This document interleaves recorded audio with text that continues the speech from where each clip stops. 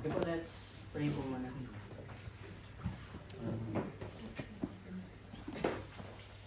Dakilang Diyos, sama namin na sa langit, sa mga Panginoon sa lahat. Panginoon, kami po ay nagpapasalamat, Panginoon, sa iyong kapatihan. Kailangan, Panginoon, sa iyong pag-iingat po sa amin sa buong linggo, Panginoon, sa mga blessings na binibigay mo sa bawat isa. Sa tayong Panginoon, na kami po ay nagtipon-tipon upang makapag-aral kung maging ng salita. Bagamat kami po ay mga karamihan sa amin ay busy, Panginoon. Pero inalaw niyo po kami, Panginoon, na makapag-aral ng iyong salita, Panginoon. Sila ng kalisihan namin. Salamat po, Panginoon, sa patuloy mong pagbibigay kalakasan sa amin, Panginoon. Salamat kami ang may mga karamdaman, Panginoon, na namin na kami ay iyong pagalingin, comfort po kami, Panginoon. Panginoon, kami po ay humingi ng kapatawaran sa lahat ng aming mga kasalanan, Panginoon, sa aming mga karumihan, Panginoon, na linisin mo kami at maging marapat na makatanggap po ng iyong salita, Panginoon. Alam po namin ang mga preacher na iyong gagamitin sa gabi nito, Panginoon. Kailangan po namin na kayo po ang ilagay niyo po kami sa inyong likuran, Panginoon. At naway ang salita mo lamang po ang aming maibanggit at hindi po ang aming mga opinion lamang, Panginoon.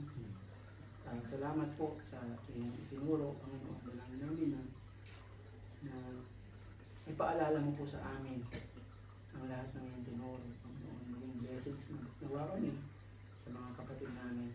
Maging daluyan ng salita. At naway maidibay po namin ng maayos bago ng iyong salita, Panginoon. At magamit namin po ito sa aming buhay.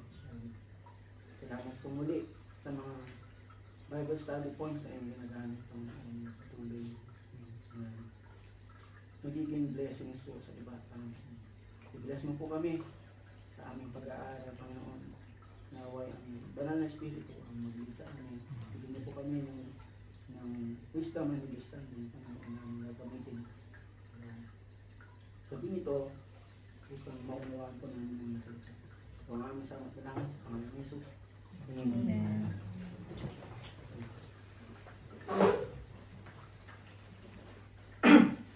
So, ang lesson po natin for tonight is all about navigating life's stress. You know? New Year na New Year, stress agad. Pero this will be a good reminder for us again on how to deal with stress, no? Sa paparating na sa ating buhay. Kasi for sure, hindi natin may iwasan yan, no? Dadaan at dadaan po tayo sa mga sitwasyon na to. And by the way, nakalimutan po, i-welcome si Sis Wayne. Hi, thank you. Welcome po sa aming Salamat. So ito pong lesson po na ito ay makakatulong sa atin, hindi para iwasan yung mga stress, no? Ito po ay para tulungan tayo kung paano natin harapin ang mga ito. No? Kung last year po, maaaring ang iba sa atin, tinalo tayo ng stress. No? This year naman, paghandaan natin. No? I-aim natin na hindi tayo lamunin ng stress. No? Tayo naman yan ang lalaban sa stress. Of course, sa tulong ng ating Panginoong Isus. So, bakit nga ba tayo na-stress? No? Ano ba yung madalas na cause ng stress? No? May sinasabi ko yan? Mga deadlines or... Relate ko. Yan. Isa po sa sagot dyan is pressure. Okay? Pressure sa trabaho, diba? Sa work, sa schools, diba? Sa mga responsibilities, sa mga time, no? Sa ating mga deadlines. Ano pa? Yung anger, yung ego, di ba? Minsan, yung pagiging greedy rin, diba? At unconsciously, nagiging greedy tayo. Sometimes, depressions and insecurities, diba po? At yung number one dyan, na madalas, is yung fear. Or, we can say worries. Yung pag-worry natin. Worry sa kalusugan, pag-worry sa, even sa relationship, siguro, pag long distance, papaispan, diba? And madalas, money boys. Diba? Kasi hindi mo na alam kung paano mo gagastusin yung pera mo sa pera niya. Masarap na stress yan. Masarap na stress yan, diba? Sana all. Yun po, ang lahat ng yan ay ilan lang sa mga dahilan kung bakit tayo na-i-stress. Ano po? Nagkakaroon tayo ng hindi magandang physical and mental reaction na sa tuwing nakakaranas tayo ng mga sitwasyon na po. So when it comes to stress, paano nyo po ina-handle yung stress? Paano nyo po hina-handle? Diba? Minsan na-stress sa kanina tulad ng sabi ni Mrs. Wen, yung mga deadlines, yung task, no? Mga unrealistic deadlines. Kaya pero tayo no choice, nagtatrabaho pa tayo paggabi. Diba? So, sa mga students naman, mga assignments, mga projects, no? Budgeting. Diba? Especially sa mga maagang sumahod ng December. Isa ng budget mo. Diba? Diba? So, ano pa, yung mga bills. So, especially kapag maaga nga yung sumahod. Minsan, na-stress din tayo sa mga tao. Diba? Mga kaibigan. Asawa. Asawa. Mga ka-work. Bakit? Mga ka-work. Classmates. Diba? So, lahat ng yan ay nararanasan naman natin. Diba? Kung meron lang stress Olympic, malamang lahat tayo gold medalist. Pero, kasi dahil minsan dumarating talaga sa buhay natin na parang yung buhay natin is parang marathon ng worries. Diba? Minsan sabay-sabay, minsan sunod-sunod, tapos worst scenario, sabay-sabay. Kaya paano nga ba natin i-handle ang mga to? How do we navigate stressors? Ay, kapansin-pansin ba sa atin kapag na-stress tayo?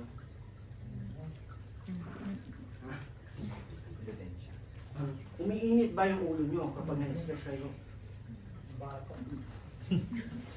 Ang mahirap po niyan, kapag na-stress tayo, nadadamay yung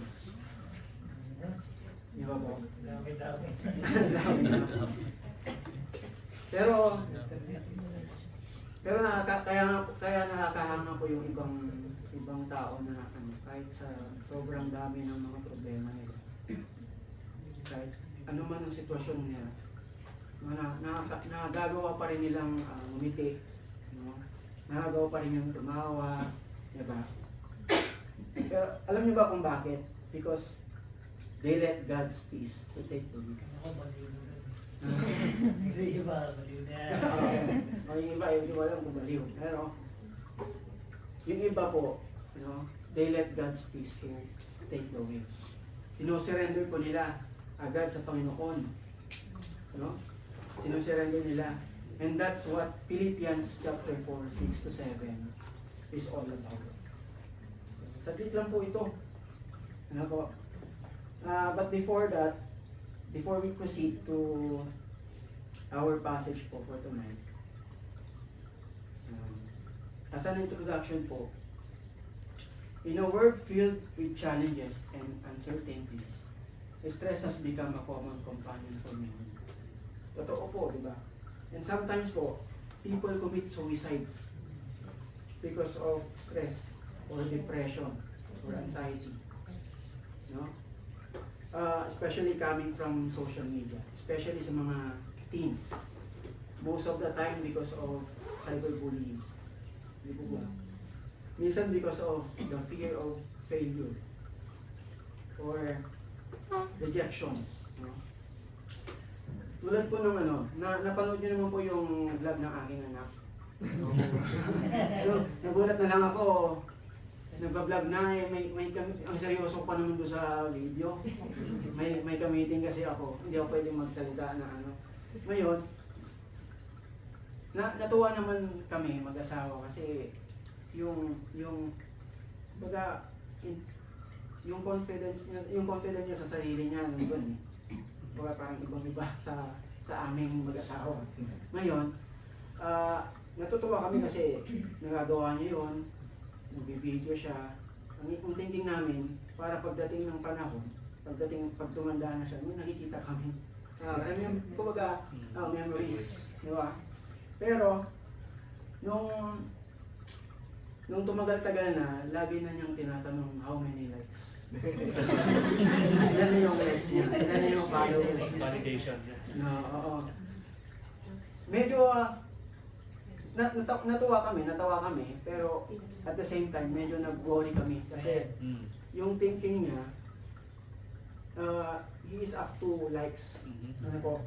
Kumbaga, paano na lang kapag walang nag-like? Paano na lang kapag hindi siya pinapansin ang video niya?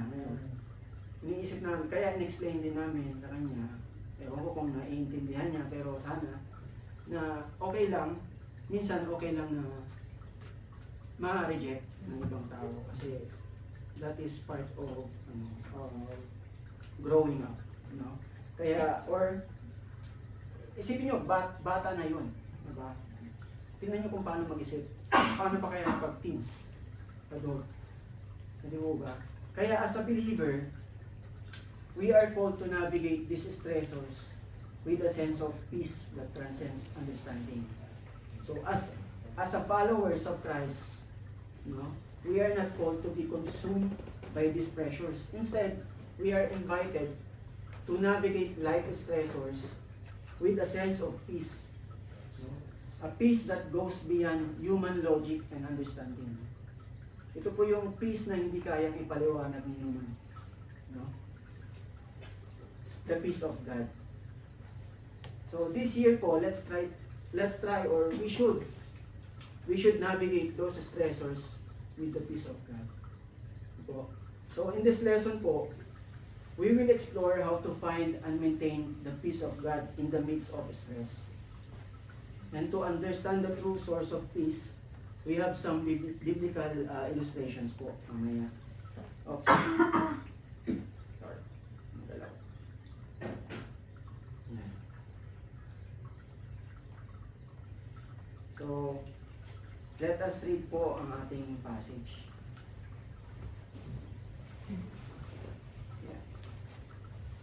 Start po.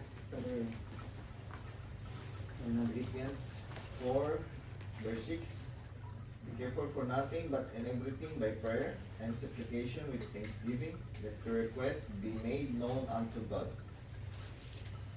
7. And the peace of God, which passeth all understanding, shall keep your hearts and minds through Christ Jesus. Amen. Po. This was written by Apostle Paul to the Philippians church while in prison. No? And this book po is a letter of joy, gratitude, and encouragement to the church of Philippi. Dahil ang Philippian church po, isa sa mga tumutulong kay Paul, financially, and even spiritually. Although, and this verse po na binasa natin, teaches us three main principles. Yun po ang pag-aaralan natin ngayon. Kaya medyo maikli lang pero ano po natin. Although it was written, the Philippian church, but the principle na ating binasa, na ating pag-aaralan will apply to every believer like us po. So, the first principle na ating pag-aaralan is, don't be anxious. No? Be careful for nothing, sabi niya dito. So, it's natural to feel pressure po, to feel stress or worry, no? Because as a human being, nasa flesh pa rin po tayo. It's normal lang po Kaya, kumbaga kapag na-stress ka, no, yun, sa dami ng task, marami kang mga deadlines, assignments, projects, yung boss mo, madaming pinapagawa sa'yo. Diba? Kasi ang galing-galing mo siguro. Or baka no choice na siya kasi yung ikaw na lang natira, yung iba nagbakasyon na. Diba? So, in Philippians chapter 4, verse 6, teaches us not to worry about anything. So, sa puntong po ito, meron po tayong biblical illustration. No?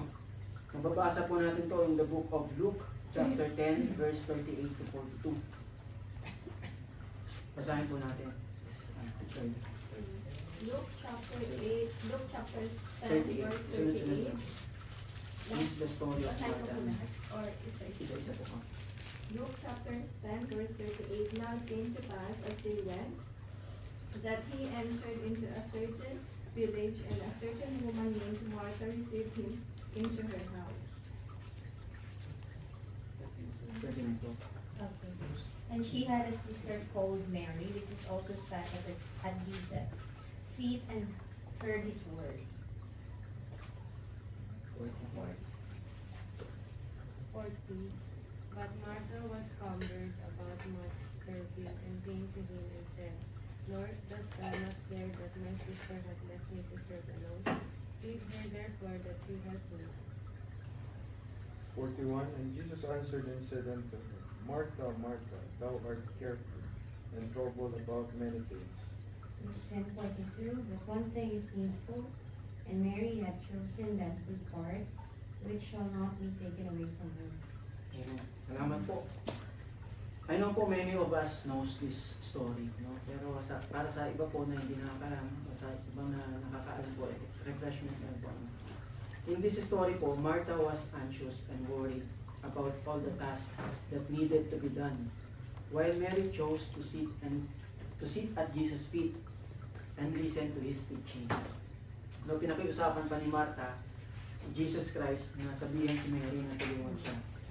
No? But Jesus gently reminded Martha that focusing on Him and His words was more important than being overly worried about all the tasks.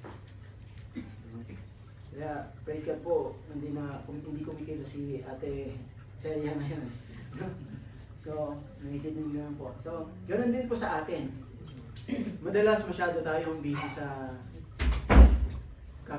sa kung ano-ano, no, kakaisip sa mga bagay-bagay, lalo na sa mga hindi naman natin control.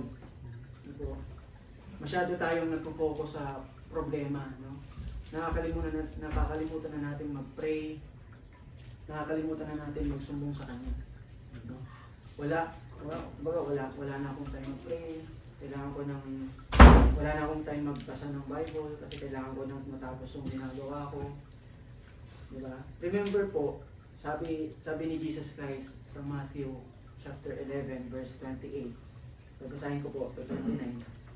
Jesus says, "Come unto me, all ye that labor and are heavy laden, and I will give you rest.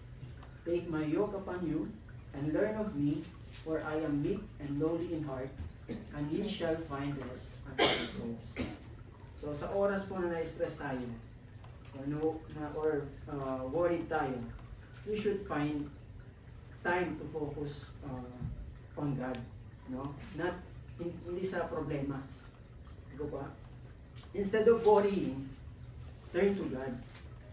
Or pwede natin itry yung ginawa natin sa camp. No? Naalala niyo po? Instead of worrying, i-list down po natin yung mga burdens that make you feel worried or stressed. Tapos, ayun, ang mahirap niyan kapag stress tayo, no? Kapag nai-stress tayo, pero hindi natin alam kung bakit. Paano yun? No? Arte lang. So, we should identify our stressors. No? And then what?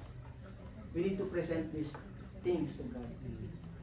Ilista natin, surrender natin sa Panginoon.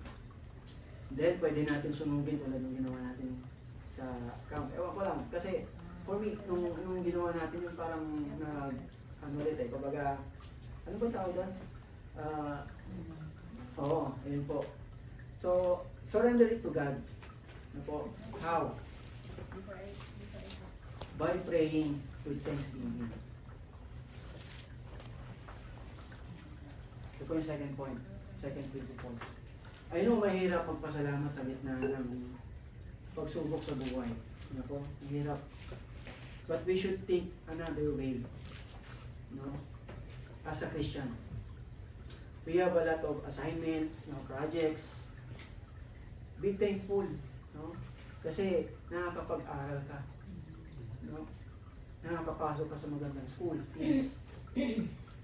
You know, teens, many parents didn't afford to let their children to go to school. Minsan, kailangan pa ng bata na magtrabaho para lang makapag-aral, makapagtapos. Kaya, napaka-bless ng mga bata ngayon. Totoo yun. No? We should be grateful for what you have. You know? Madami kang trabaho sa company, deadlines. Surrender it to God. Ano po? Magpasalamat tayo. Magpasalamat tayo kasi meron tayong trabaho. Gaya ng sinabi ni Brother Dennis noon, maraming gustong pumalit sa posisyon mo ngayon. Posisyon natin ngayon. Kaya, mapalad tayo kasi mayroon tayong trabaho ngayon, may source of income tayo. May naibibigay tayo sa Panginoon. No? Kumbaga, feeling mo stress ka, pero sa totoo lang, bless na bless tayo. No? Kumbaga, start praying. Lord, ang dami kong deadlines. No? But, thank you. Kasi, may trabaho ako ngayon. And please help me to manage my time, give me wisdom and understanding para to overcome it. No, let's pray. Pwede tayong magsumbong sa Panginoon. Di ba? Treat Him like your best friend. Di ba? Like na best friend naman hindi natin masabihan. Actually, God is more than a best friend. Di ba? Ang best friend kasi hindi naman oras-oras available yun. Di ba po? Pero ang Panginoon is always available 24/7. May isang tanong sa newsfeed ko na napanood. Ang sabi niya, ang tanong niya, if you have 5 minutes time with God, what will you do? Ano pong gagawin niya? Remember po, we can always have 5 minutes time with God. He is just waiting for us 24/7 to talk to Him. No? To start praying, surrendering our worries and our needs to Him with gratitude. So let us read po our second biblical illustration sa Book of Luke, chapter 17, verse 11 to 19. This story po is about 10 lepers. Luke 17, verse 11. And it came to pass, as he went to Jerusalem, that he passed through the midst of Samaria and Galilee. 12. And as he entered into a certain village, there met him 10 men that were lepers, which is with a fire. Verse 13. And they lifted up their voices and said, Jesus, Master, have mercy on us. And when he saw them, he said unto them, Go shew yourselves unto the priest. And it came to pass that as they went, they were cleansed. 15. And one of them, when he saw that he was healed, turned back, and with a loud voice glorified God. And fell down on his face at his feet, giving him thanks, and he was a Samaritan.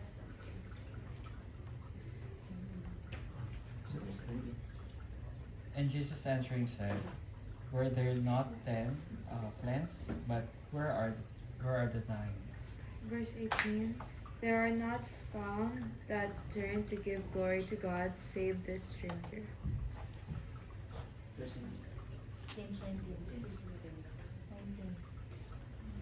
he said unto them, Arise, go thy way, thy faith hath made thee. Amen. In this story or account po, Jesus healed the 10 lepers, but only one of them returned to thank Him. No? This story emphasizes the importance of gratitude. Just as this leper expresses gratitude for being healed, tayo rin po dapat, no? We should approach God with thanksgiving, no? For the blessings that we receive, regardless kung maliit yan o malaki. No po? Regardless kung ano man yung sitwasyon mo. No? Kasi, because gratitude matters. No po? It emphasizing the significance of acknowledging God's blessing, the goodness of God in our lives. So when we really pray about our problems and chose to be thankful, no, definitely God will give us peace. This will lead us to our last principle. Ano po?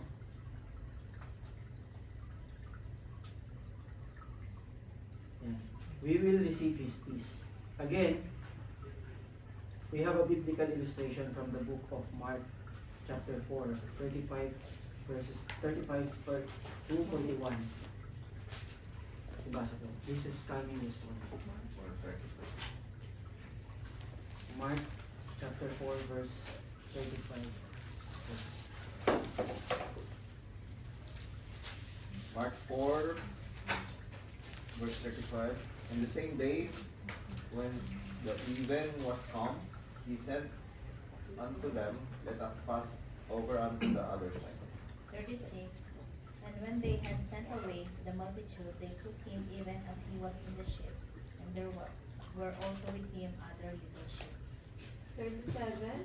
And there arose a great storm of wind, and the waves beat into the ship, so that it was now full. 38. And he was in the hinder part of the ship, asleep on a pillow, and they awake him and say unto him, Master, carest thou not that we perish? 39. And he arose and rebuked the wind, and said unto the sea, Peace be still. And the wind ceased, and there was a great calm. Verse 14, and he said unto them, Why are ye so fearful? How is it that ye have no faith? 41. And they had feared exceedingly and said one to another, What manner of man is this, that even the wind and the sea obey him? Amen. In this story po, Jesus and His disciples were in a boat when a great storm arose. The disciples were terrified and stressed, fearing for their lives. Jesus, however, rebuked the wind and the waves. He said, Peace be still. And the wind ceased, bringing about a great calm. So this story po illustrates Jesus' power over the storms in our life. No? And it teaches us that even in the midst of the challenges, we can experience the peace that comes from trusting in Him. Itong account na to, na binasa natin, ay perfect illustration sa ating buhay. Ito lang. The disciples were anxious in the storm. They are very terrified. Stress sila. You know? Sabog. So, what's next? You know? They turned to Jesus. Then Jesus calmed the storm. So like us po, in our challenges, in our lives, minsan nangarag tayo, no? During, sa kalagitnaan, kapag kalagitnaan ng mga challenges sa buhay natin. Madalas hindi tayo mapakali, no? Hindi makatulog sa gabi sa kakaisip. Okay na. Minsan, di ba, nawawala yung faith natin sa Kanya. Again, we should call Jesus in prayer, like what the disciples did. We should pray and pray, no? Surrender it all to God. Yung mga worries natin, no? And don't forget to thank Him. No? Ano man ang iyong sitwasyon sa buhay. And He will give you the peace. No? We need to be reminded always because as a human being, minsan makakalimutan talaga natin na magpasalamat at manalangin sa Kanya. No? At minsan, when we pray, ang thinking natin is that the only help that God can give is to grant our request.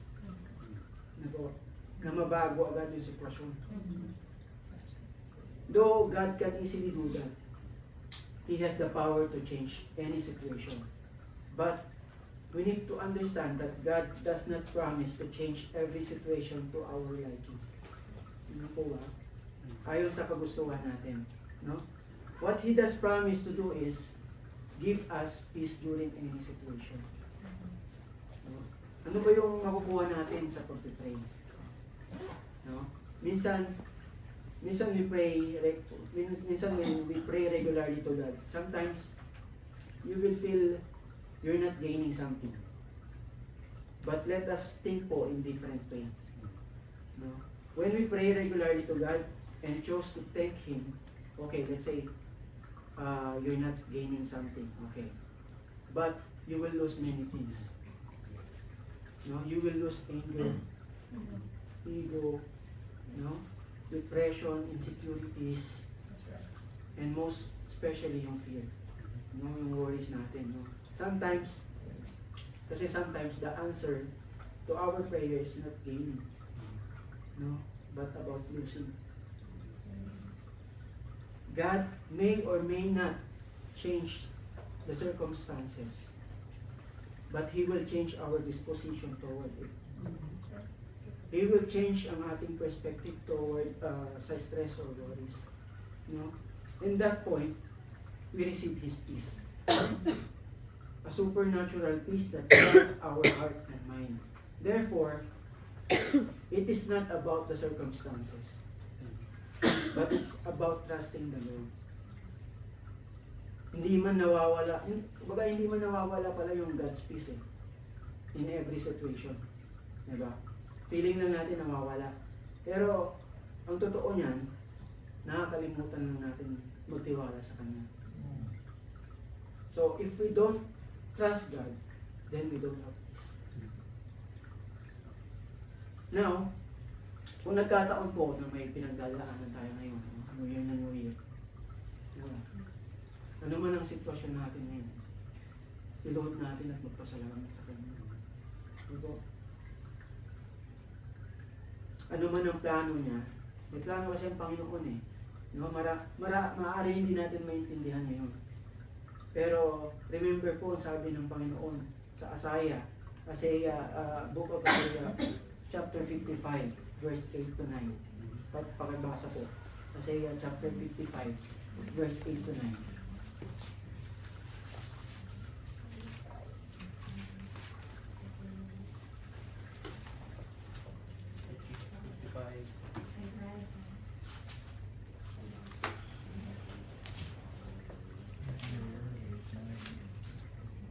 Isaiah chapter 55, verse 8 to 9. Verse 8. For my thoughts are not your thoughts, neither are your ways Amen. my ways, say the Lord.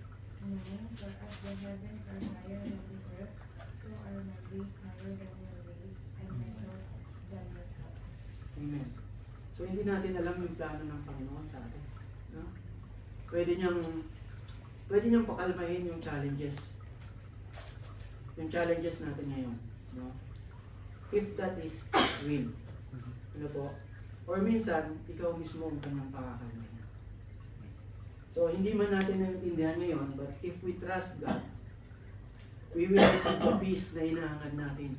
Na tanging ng Panginoon lang. Na tanging sa Panginoon lang natin matatanggap. No? Amen po ba? Amen. So, yan po yung mga principles na makukuha natin sa ating passage for tonight, sa ating lesson. Now that we have learned and understand the source of peace, and before po tayo magtapos, meron po tayo mga ilang practical ways to maintain naman the peace of God, especially in the midst of stress. Ano po?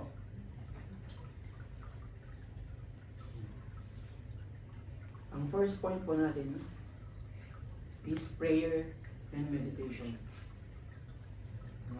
In order to maintain the peace of God, we should engage regularly in prayer and meditation.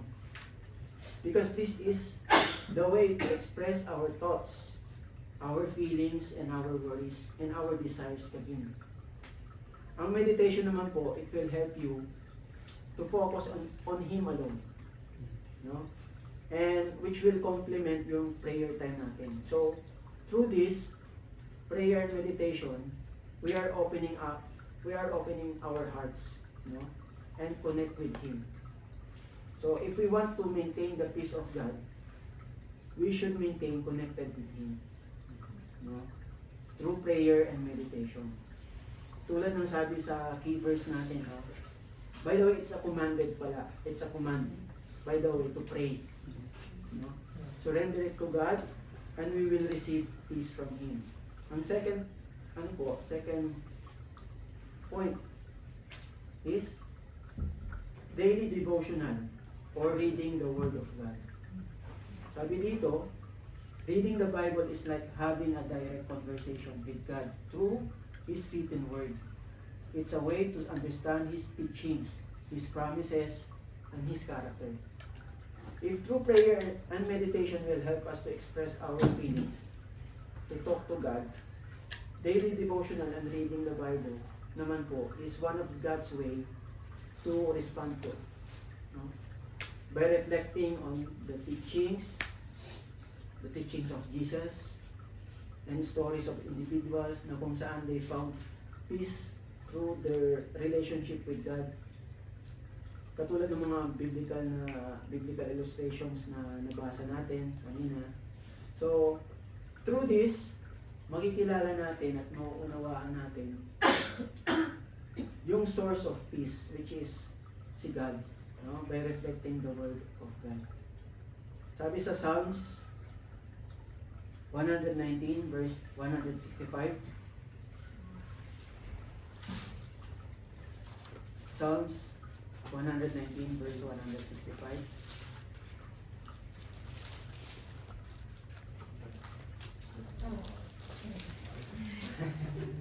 Psalms 119 verse 165. Great peace have they which love thy law, and nothing shall offend them. Amen. The word love thy law here is referring to His teachings. So, when you love, you follow. When you follow His teachings, we will have a great peace. The more we immerse ourselves to God's Word, the more we come to understand the principles that lead to peace. No? And lastly po, practice gratitude, forgiveness, and patience. Sabi dito, cultivating gratitude involves recognizing and appreciating the blessings in your life, both big and small, which we discussed earlier, that we should acknowledge God's provision, no? And goodness. So, basahin po natin yung 1 Thessalonians 5:18.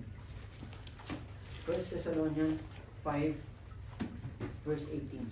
In everything give thanks, for this is the will of God in Christ Jesus concerning you. Amen. So this passage po encourage us to give thanks in all circumstances. It should be ongoing, no? Dapat consistent po. Regardless of our circumstances is. Because God is always in control. You know po? Next po is forgiving others in essential aspect of understanding God's peace. Of course, there is no peace kung hindi tayo marunong magpatawad. Ano po? Basahin po natin yung Colossians chapter 3, verse 13.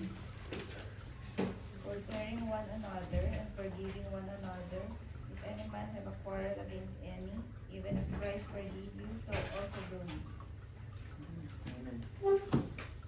This passage po reminding us to forgive as the Lord forgave us. No? Patience po, about naman sa patience. Practicing patience involves trusting God's timing and plans. So it means we should accept that not everything happens according to our schedule. Ano po? kung nag-aalala ka kung kailan kayo, kumbaga, nag-aalala ka sa partner mo, kumbaga future partner mo, siguro darating at darating yung time. No? Hindi nga lang ayon sa schedule mo. No? Baka hindi pa pinapanganak. Joke lang. And yun nga po, it means we should accept that not everything happens according to our schedule. And having faith that God's perfect, that God's plan is perfect. Ano po? So basahin po natin ang Psalms chapter 27 verse 14.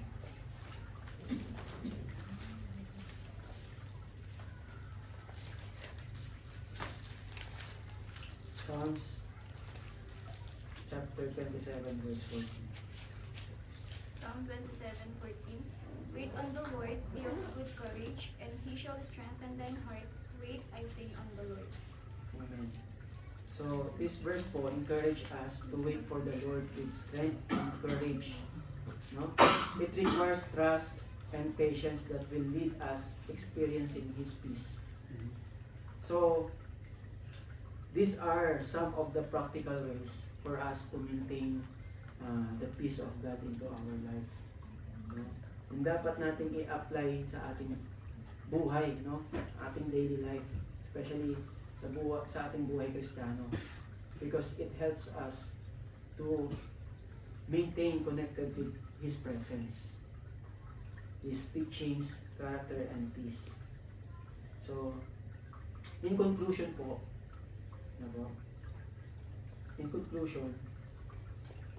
as I conclude po with our topic, practical speaking po, Philippians chapter 4 verse 6 to 7 gives us a model for the kind prayer we need to pray when we are anxious or worried. First, we reject worry. Do not be anxious about anything. Then, we simply ask God for what we need.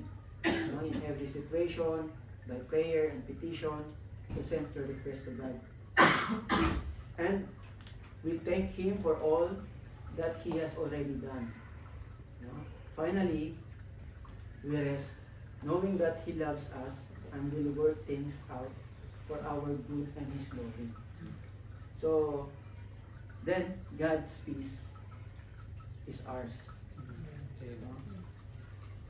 And before we end po, may gusto ko lang i-share yung I just want to share some of the lyrics from the song of Sometimes Becomes the Story. May nakakala po ba ng kanta? Kantayin mo. By Tony Wood and Kevin Stokes. Kasi ang ganda po ng meaning, at the same time po, related po siya sa ating topic. Let me read po for you. Kantayin mo. Hindi ako nagkakamali ko oras kasi ito eh. Kantayin mo. Pero mas okay kanta. Sabi pa dito, sometimes he calms the storm with a whispered peace be still. He can settle any sea, but it doesn't mean he will. Sometimes he holds us close and lets the wind and waves go wild. Sometimes he calms the storm, and other times he calms his child. Amen. Maganda naman po sa ating lahat. Amen. Maraming saglit lang pero sana na-bless po kayo. Amen. And kung meron pong may karagdagan, Kuya Dennis, Baka may tanong sila. kung may tanong, Sis Fe? Okay po. I-request ko po si Brother Dennis. to close us Sige in po, prayer. let us close in prayer kung wala na pong tanong. Let's pray. Our Heavenly Father, Lord, maraming salamat po muli sa pribileyo na kami po ay makarinig po ng inyong salita through this Bible study. Lord, patawarin niyo po kami, Panginoon, sa aming mga kasalanan, sa aming mga gagawa, O Lord, na hindi po kalugod sa inyo. Salamat po, Lord, sa mensahe na aming narinig patungkol sa stress na maaaring patuloy po namin nagagawa bilang isang Kristiyano, Lord. Patawarin po kami. And thank you, Lord, for the preacher that you have used tonight sa buhay po ni Brother Privy. Salamat po, Lord, sa kanyang dedication, sa kanyang pag-aaral, O Lord, na mensaheng ito upang may share po sa aming lahat.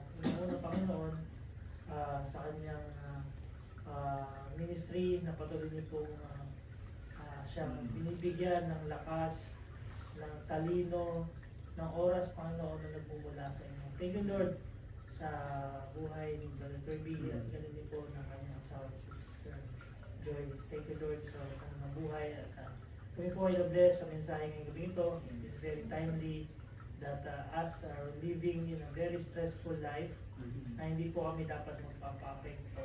Salamat, O Lord, sa mga principles na aming narinig na unang-una, kami po ay mamuhay in communication with you, Panginoon, through our prayer. At lahat po ng aming mga pinagdaraanan ay idasal namin sa inyo, Panginoon. Tulungan niyo po kami na magawa, Panginoon, ito at hindi lang po ito ay manatili sa aming sa ngayong gabing ito at tunay nga po na may isa pang buhay namin sa pagkakataon na kami po ay dumaraan sa anxiousness, Panginoon. And we pray, O Lord, na ilayo nyo kami sa mga response, sa mga actions na hindi po karapat-dapat, Panginoon, na aming ginagawa bilang sa Kristyano, Panginoon. At bagamat give us, Lord, this wisdom na sa tuwing kailangan namin apply ang reaksyon na dapat namin gawin, Panginoon, ay ma-apply po namin. Tulungan niyo po kami, Panginoon, through the friends na nakasurround sa amin, through the husband and wife na aming kasama, Panginoon. I-remind kami from time to time na sa lesson na ito, Panginoon, and with the help of the Holy Spirit, Panginoon, alam po namin na wala pong imposible, Panginoon. Kung sino man po sa aming kalagitnaan na may pinagdaanan, ay Lord, mangusap po kayo at naway ang lesson na ito ay magamit po namin, Panginoon, or kung sino man, Panginoon, na kailangan ng ngayong gabing ito na tunay nga po ay may sa pamuhay namin ito. Maraming salamat po, Panginoon, sa buhay po ni Apostle Paul na siyang yun yung ginamit, Panginoon, sa even, O Lord, ito ay naituro nung unang panahon pa, Panginoon, ay ito po still applicable sa amin, Panginoon, lalong-lalo na sa generation namin ngayon, Panginoon. We pray, O Lord, sa kalaya, sa peace, Panginoon, ng buong mundo. Everyone is very anxious, worry of what's happening around the world. Kaya alam mo po namin na bagamat alam po namin na ito ay mangyayari, Panginoon, the rumors of wars na nangyayari, Panginoon, at maaaring kami po ay nag-worry, but we know, O Lord, that this will happen. Ilayo niyo po kami, Panginoon, sa maling pag-iisip, Panginoon, na dapat kami ay mangamba, bagamat kami po ay pangunahan niyo, Panginoon, na ito po ay isang katuparan ng inyong salita at mag-instill sa aming puso na mas lalo pa po kami magpagamit sa inyo, magmadali, Panginoon, na may share ang inyong salvation, ang gospel, O Lord, sa mga taong hindi pa po nakakarinig, Panginoon, dahil malapit na po ang inyong pagdating, O Lord, at hindi po namin alam kung kailan at anong oras, kayo lamang po nakakalam, Panginoon. At alam po namin na bilang sa Kristiyano, kami po ay may pagpulin na magpagamit sa inyo, Panginoon, as we see the day approaching, Panginoon. Lord, maraming salamat po ngayong gabi ito. Muli po sa buhay ng bawat isa na nandito. Mangusap po kayo as we sleep tonight at gamitin niyo po ang buhay namin bilang inyong instrumento, Panginoon, sa mga taong hindi pa po nakakilala sa inyo. Muli po, salamat po sa tahanan ito na patuloy pong ginagamit. Patuloy niyo pong i-bless ang tahanan na ito.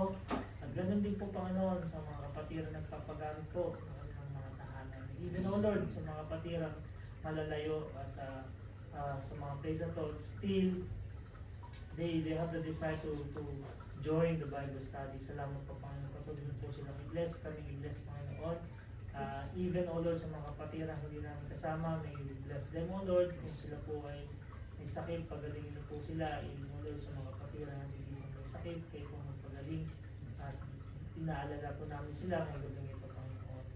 Also Lord, we pray for the food that we're about to eat. Salamat po sa mga kapatira na naghanda po ng pagkain ito. Patuloy niyo po bless ang kanilang kamay sa kanilang generosity. Ibalik niyo po, Panginoon, ng umaapaw ang kanilang generosity sa kanilang buhay. And as we go home, Panginoon, may you guide our ways at kami po ay makarating sa kanya-kanyang tahanan ng ligtas. Bigyan niyo po kami, Panginoon, ng kapayapaan sa aming pagtulog at kalakasan na aming kakailanganin, Panginoon, sa kinabukasan, at kami po ay magkita-kita muli sa darating na Sunday, O Lord, as we attend the worship service. Muli po, Panginoon, maraming salamat. Sa iyo lang po ang mataas na papuri. All of this we pray in the name of our Lord Jesus Christ. Amen. Amen.